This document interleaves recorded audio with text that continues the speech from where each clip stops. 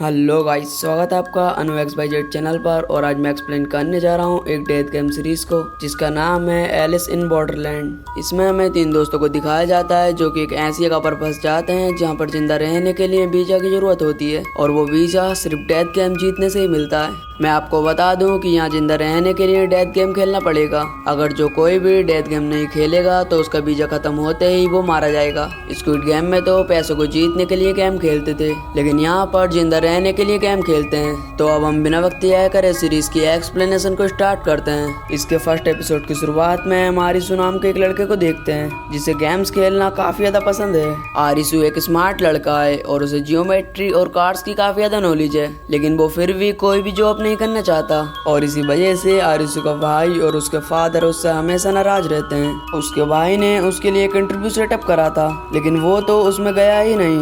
आरिसू के फादर उससे कहते हैं कि तुम इस घर में एक पैरासाइट की तरह पड़े हो, और ये सुनकर तो आरिसू घर छोड़कर चला जाता है और वो अपने 2 दोस्तों कारुबे और छोटा को मिलने के लिए बुलाता है। कारुबे एक बार टेंडर है, लेकिन आज ही उसका बॉस उसे काम से निकाल देता है क्योंकि वो बॉस की गर्लफ्रेंड को पसंद करता था। वहीं छोटा भी अपनी बोरिंग जॉब कर पक चुका है। ये तीनों अपनी रोज वाली जगह पर आकर मिलते हैं और वो वहाँ पर बातें कर रहे होते हैं कि काश हम अपनी इस घटिया सी लाइफ को रिसेट कर पाते। तब कारुबे कहता है कि काश यहाँ पर सब जगह ज़ॉम्बी आ जाएं। अगर ऐसा होता है तो सिर्फ आरिसू यहाँ पर जिंदा बच पाएगा क्योंकि उन तीनों में तो वो ही सबसे ज्यादा स्मार्ट है। और इसके बाद ये तीनों मस्ती करने लगते हैं और अपनी सारी प्रॉब्लम्स को भूल जाते हैं। कारुबे आरिसू को अपने कंधे पर उठाकर नाचने लगता है और उन्हें पता ही नहीं चलता कि वो कब रोड के बीचों बीच आ गए थे और इनकी वजह से कार का एक्सीडेंट भी हो जाता है। और ये तीनों पुलिस को देखकर यहाँ से भागने लगते हैं। भागते हुए छोटा देखता है कि एक जगह पर पटाखे फूट रहे होते हैं और ये तीनों भागते हुए एक बाथरूम में जाकर छुप जाते हैं। और अब तभी अचानक से ही इन्हें कुछ आवाज आती है और वहाँ की लाइट चली जाती है,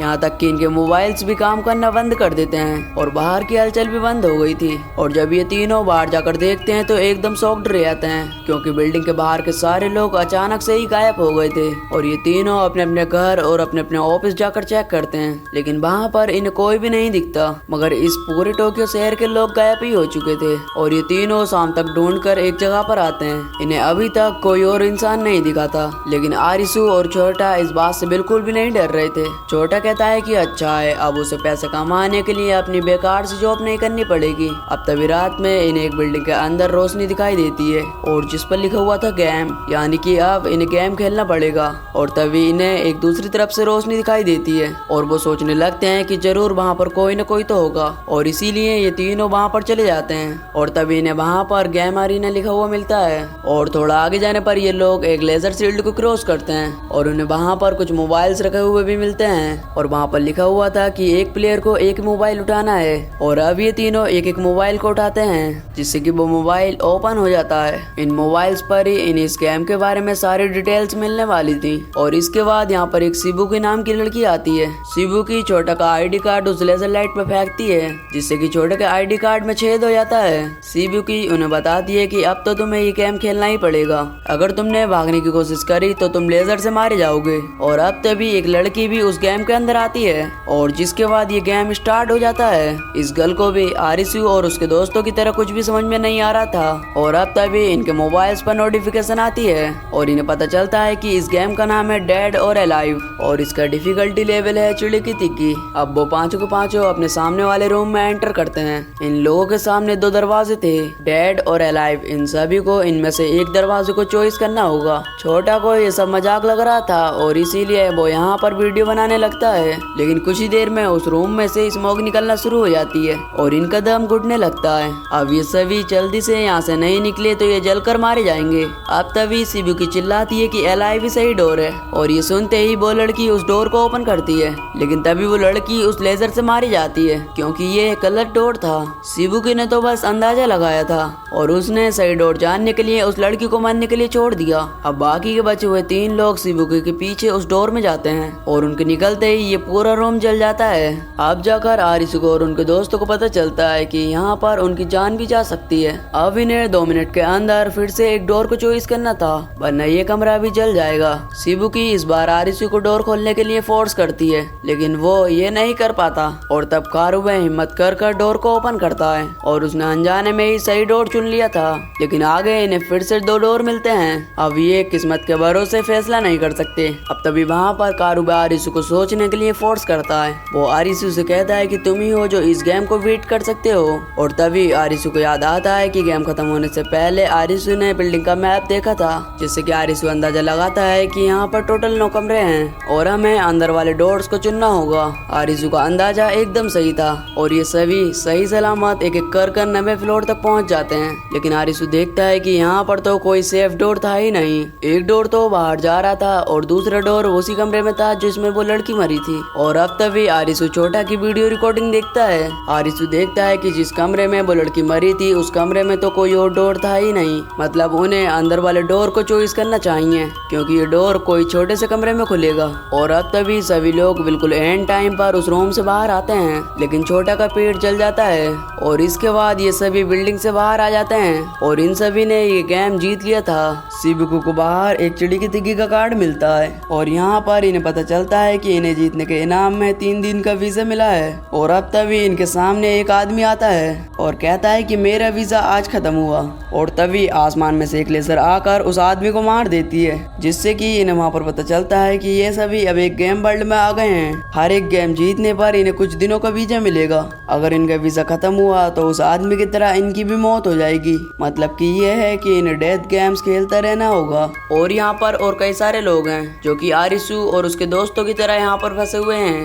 अगले दिन ये सभी देखते हैं कि लाइट से चलने वाली सभी चीजें बंद पड़ी हुई हैं, लेकिन पुरानी चीजें जैसे कि रेडियो वो अभी तक काम कर रहा होता है। छोटा को लगता है कि वो कोई पटाखे नहीं थे बल्कि एक EMP बॉम्ब था, जिससे कि सारे इलेक्ट्रिक डिवाइस बंद हो गए हैं। लेकिन फिर भी सभी लोगों का एक साथ गायब हो जाना इनकी समझ से बाहर था। शिबुकी ने बताती है कि वो यहाँ पर 3 दिन से फंसी हुई है और ये उसका दूसरा गेम था, जबकि ये लोग तो बस आज ही आए थे। छोटा को पेट जलने की वजह से बुरी तरीके से पेन हो रहा था। आरिसु और कारुबे डिसाइड करते हैं कि वो आज रात भी गेम खेलने के लिए जाएंगे, जिससे कि इनका वीजा बढ़ेगा और हो सकता है कि उन प्लेयर्स में से हमें छोटा के लिए कोई डॉक्टर मिल जाए। शिबुकी छोटा का ध्यान रखने के लिए यहीं पर रुकती है। रात होते ही गेम अरीना में लाइट ओपन हो जाती है और ये दोनों उस गेम अरीना में जाते हैं और ये वहाँ पर एक एक मोबाइल को उठा लेते हैं। हमें यहाँ पर पता चलता है कि वहाँ पर और बहुत से प्लेयर आए हुए थे।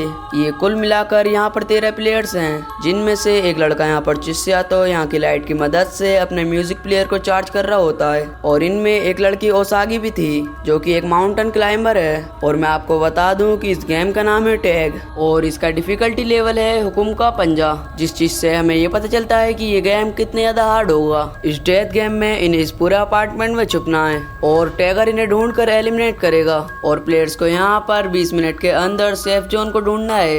अगर ये 20 मिनट के अंदर सेफ जोन नहीं ढूंढ पाए तो ये पूरी बिल्डिंग ब्लास्ट हो जाएगी। अब जैसे ही गेम स्टार्ट होता है तो सभी प्लेयर्स अलग अलग होकर सेफ जोन को ढूंढने लगते हैं। शिष्य तो वहाँ के सबसे ऊपर वाले फ्लोर पर चढ़ जाता है ताकि वो सभी पर नजर रख सके। और कुछ देर में टैगर बिल्डिंग में एंटर करता है, जिसने की एक घोड़े का मास्क पहना हुआ था और इसके हाथ में एक गन थी। और टैगर के सामने जो कोई भी प्लेयर आता टैगर उसे लगातार मारते हुए जा रहा था। और कुछ देर बाद आरुसे और कारुबे भी टैगर के सामने आ जाते हैं, लेकिन वो उन्हें देख नहीं पाता, जिससे कि आरिसु को पता चलता है कि हॉर्स वाला मास्क होने के कारण टैगर सिर्फ अपने सामने ही देख सकता है। आरिसु सभी को चिल्लाकर टैगर की इस कमजोरी के बारे में बता देता है और उसकी लोकेशन को एक दूसरे को बताने को कहता है, जिससे कि सभी लोग मिलकर सेफ जोन को ढूंढ सकें। जिससे कि ओसागी भी इनकी मदद करने लगती है और इसे नीचे या ऊपर जाने के लिए सीढ़ियों की जरूरत भी नहीं थी। आरिसु और कारुबे को 2 प्लेयर्स मिलते हैं, जिनमें से एक प्लेयर का नाम आगुनी था जो कि काफी अच्छा फाइटर भी है। और तभी वो सभी लोग डिसाइड करते हैं कि हमें टैगर से लड़कर उसे खत्म कर देना चाहिए, नहीं तो वो हम सबको मार देगा। और तभी आरिसु नोटिस करता है कि उस फाइटर ने और उसके दोस्त ने किसी तरीके की वॉच पहनी हुई है। और इसके बाद आरिसु सेफ रूम ढूंढने लगता है और कारुबे आगुनी के साथ मिलकर टैगर को मारने के लिए चला जाता है। इसके बाद कारुबे और आगुनी टैगर पर अटैक करने के लिए तैयार थे और आगुनी का दोस्त खुद बलि का बकरा बनकर टैगर को वहां तक लेकर आता है, लेकिन आगुनी टैगर पर अटैक नहीं करता और टैगर उसके दोस्त को मार देता है। असल में आगुनी चाह रहा था कि टैगर की गोलियां खत्म हो जाएं। इसके बाद आगुनी और कारुबे टैगर पर अटैक कर देते हैं, लेकिन वो अकेला ही इन दोनों पर भारी पड़ रहा था। और तभी आरिसु को एक डोर दिखाई देता है जिस पर टैगर ने बहुत सारी गोलियां चलाई थी और वो समझ जाता है कि सेफ जोन वाला कमरा यही है, वरना टेगर इतनी दूर से वहाँ पर गोलियां नहीं चलाता। और चिस्या को भी ये बात पता चल चुकी थी कि सेफ जोन वाला कमरा वही है। और इसके बाद वो दोनों अंदर जाते हैं, लेकिन अंदर उन्हें एक दूसरा टेगर मिलता है और चिस्या तुरंत ही उसे अपने टेजर से एक बिजली का झटका देता है। असल में वो अपने म्यूजिक प्लेयर को नहीं बल्कि टेजर को चार्ज कर रहा था, जो कि उसने अपने दिमागी जुगाड़ से बनाया है। लेकिन करंट लगने के बाद भी वो टेगर द्वारा से उठ जाता है। आरिसु तुरंत ही उस सेफ जोन वाले कमरे में जाता है जहाँ पर सेफ जोन का बटन लगा हुआ था। लेकिन मुसीबत की बात तो ये थी, वहाँ पर एक नहीं बल्कि 2 बटन थे जो कि एक दूसरे से काफी ज्यादा दूर थे, लेकिन इन्हें एक साथ दबा कर ही इस गेम को खत्म किया जा सकता है। आरिसु सेफ जोन के कमरे की लोकेशन सभी को चिल्लाकर बताता है और ये भी कि उसे बटन दबाने के लिए किसी की मदद चाहिए। और तभी टेगर अंदर आ जाता है, लेकिन आरिसु उससे किसी तरीके से लड़ने की कोशिश करता है। और तभी ओसागी भी यहाँ पर पहुँच जाती है और चिस्या के टेजर से उसे करंट लगा देती है। इसके बाद वो दोनों एक साथ जंप कर लास्ट सेकंड पर बटन दबा देते हैं। अगर ये 1 सेकंड की और देरी करती तो ये पूरी बिल्डिंग ब्लास्ट हो जाती। इसके बाद हमें यहाँ पर पता चलता है कि ये किलर्स भी उनकी तरह प्लेयर्स थे जिन्हें की किल्स करने का टास्क मिला हुआ था। अब क्योंकि वो फेल हो गए इसलिए उनके गले का जो लॉकर था वो फट जाता है और वहीं पर उनकी मौत हो जाती है। और दूसरी तरफ कारुबे को एक प्लेयर की पॉकेट में से एक वॉकी टॉकी मिलता है जिसमें कि उसे किसी की आवाज आ रही होती है कि हमें आंसर मिल गया है, तुम बीच पर वापस आ जाओ। और इसी के साथ इसका फर्स्ट पार्ट यहीं पर खत्म हो जाता है। अगर आपको इसका सेकंड पार्ट चाहिए तो नीचे कमेंट कर जरूर बताना।